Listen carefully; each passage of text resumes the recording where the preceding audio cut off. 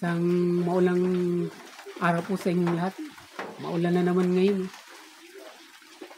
Malibot. At ito nga, hindi tayo makalabas ng bahay. Itong issue na ito ang ating tatalakayin ngayon. May kinalaman ito sa binuong TRICOM na naman ulit din sa Kongreso. Siya umanong mag-iimbestiga sa mga fake news. Naglalabas ng mga fake news ng mga vloggers. Especially nga itong mga Duterte vloggers ang iniimbitahan dito. Pero siyempre bago yan eh. Magandang maulang araw. Sa mga sandaling ito. Si Makatang Tambay po nagpupugay ng ulit. Na ang puhunan eh mga logic ng buhay. Pa-subscribe, hindi ko nakakapag-subscribe. Bukan nung panoorin kung ano ang mayroon kay Makatang Tambay. Okay.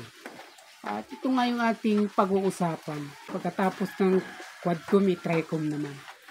Tingnan natin kung ano talagang kabutihan na maitutulong nito sa atin. At kung ano naman yung maaaring mga disadvantage dun sa mga inaatake nila para dito sa hearing na naman ito na kanilang gagawin. Tungkol dito sa TRICOM.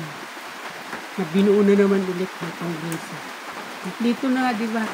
Pagkatapos ng Quadcom, at isa lang din naman ang goal nito, yung usigin. Usigin ang Duterte, maliwanag yun.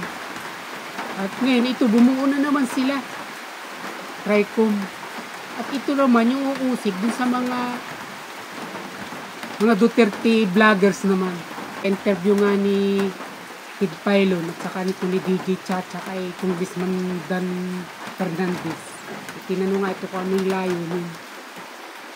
Pinaliwanag naman niya at maayos naman yung kanyang mga kadahilanan kung bakit nga nagbuo sila ng TRICOM at kasama nga yung kanyang komite rito sa magdadaos ng pagdinig. Sabi nga niya nagiging labis na yung mga masyadong deliberate na yung mga pagkukontent o yung mga ginagawang vlog ng mga vloggers.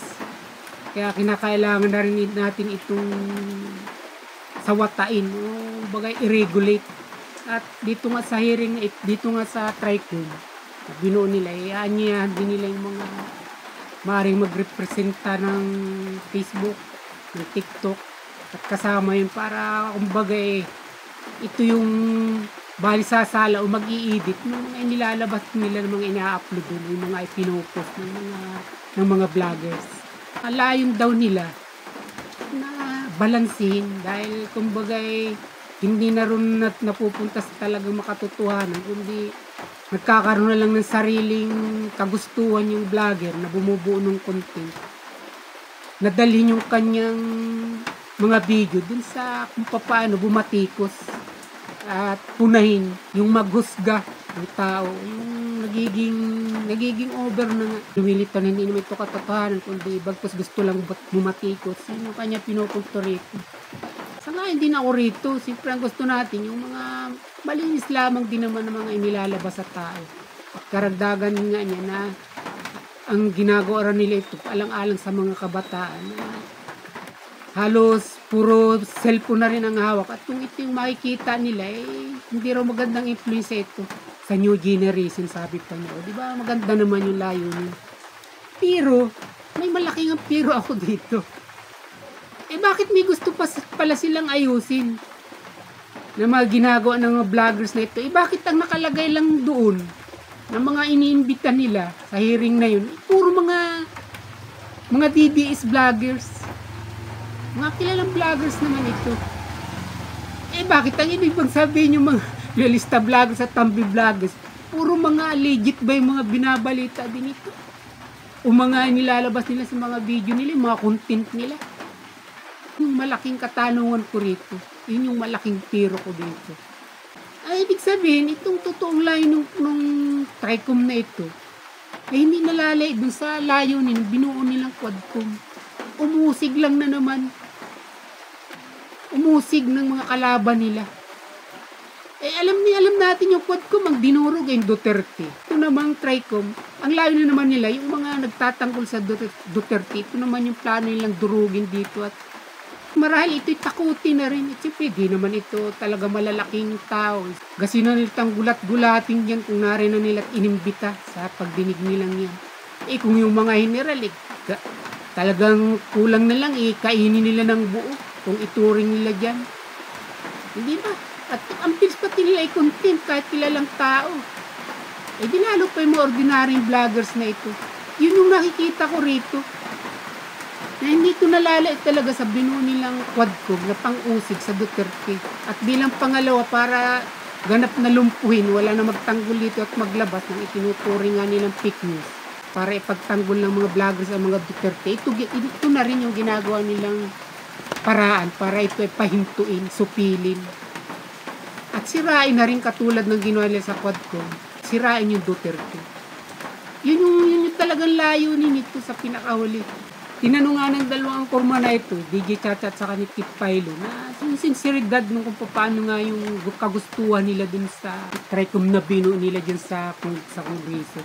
Pagkatapos po ba nito kayo hanggang February 7 na lang naman at umpisa na ng election at kayo babalik na sa June or July na. Dito nakita ko rin na talagang siya, nangangapa rin. Hindi malinaw yung sagot niya rito. Basta ang ibig lang niyang sabihin, sa panong ito, kailangan gawin nila yung investigasyon o hearing ng TRICOM sa mga fake news ng mga vloggers ng mga Duterte. Sabi nga niya, yan ay pinag-usapan din namin nga dahil nga sa kukunti na lang din naman yung araw o panahon ng aming session dyan sa Kongreso.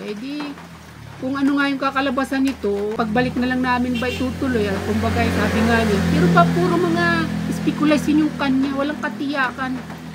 Pagdudugtong niya, itutuloy namin sa 20 Congress. Basta ang mahalaga, may nasimula na kami. Yun yung kanyang paliwanag dito. Ang pinupunto ko lang sa mga sinasabi natin ito. Kung puro ang titirahin nila rito, at iimbestigahin dyan sa pagdinig nilang yan o sa hearing na yan, mga DDS vlogger, hindi ito patas. Dapat kung pag sinasabing fake news, imbintahin din nila yung mga fake news naman na loyalista vloggers at tambi vloggers. Bakit di natin ito masasabi? Dami naman natin napapanood at lumalabas dito sa social media ng mga loyalista, ng mga fake news din naman yung inilalabas. Bilang isang halimbawa, tingnan niyo itong isang vlogger na napakalakas ng loob. Siya din mismo nagsasabi, umaamin nga siya na may pakinabang siya nakukuha, kaya niya sinasabi yun. At saka iniutos lang sa kanya, kaya niya ginagawa yun. Tingnan niyo nag-aligasyon ng tungkol kay Vice President Sara Duterte na yung winaldas daw nito na 125 million na confidential funds, ibinigay dun sa kabit nito na basketball player, yung Jan Amores. Ginawang negosyo para isang malaking gasolinahan. Sabi nung vlogger, kung wala kang mahigit 100 milyon dito, wala ka namang maitatayong ganitong business. Binibigyan din niya talaga ron na isang mababang uri o isang taksil na asawa, itong si VP Sara. Napanood ko ito.